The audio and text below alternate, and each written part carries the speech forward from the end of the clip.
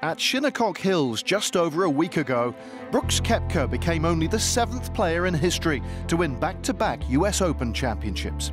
And his 2 wins could hardly have been more different.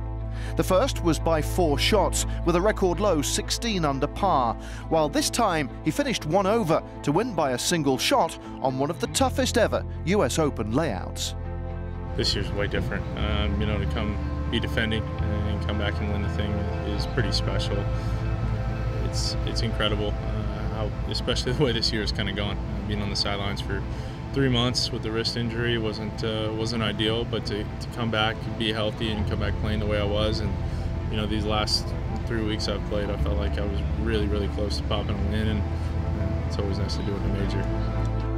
Koepka's first victory at Erin Hills perhaps came as a surprise to some, but that major experience stood him in good stead when it came to another grueling US Open final round. It definitely helped. I remember after making the par putt on 14, I just told myself, hey, listen, you got it. You know what you're doing. Just keep going one shot at a time, keep plugging away. And, I did that. You can get caught up, I guess, leaderboard-wise. Okay, I only need to get in at 2 or less than 2. Just make a couple pars and you're fine. But you just keep striking the ball the way you want it to, put it in your spots, and keep making putts. And I did that. The final day at Shinnecock saw Koepka and world #1 Dustin Johnson tee it up in the same group.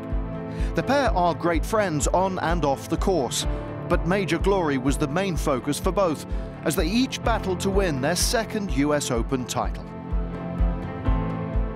It's probably harder, actually. Trying not to get caught up in just battling him and beating him. Obviously, he was the favorite going in, rightfully so, #1 in the world.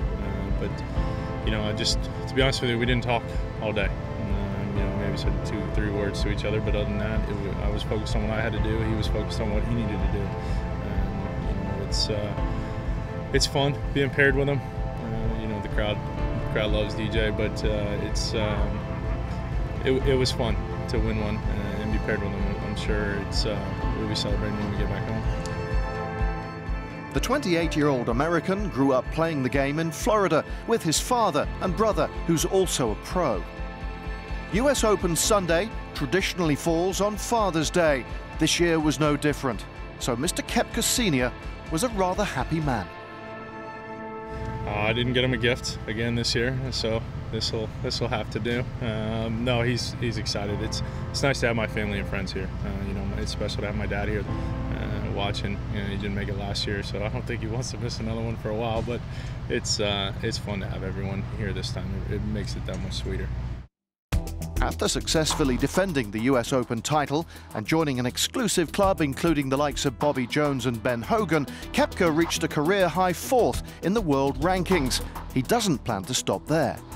It's one of those things, once you win one, you just keep going to rack them up, and I feel like, now with 2, I've got a number in mind that I want to get to, and hopefully, in the next couple of years, get to that number. You going to tell us what that number is?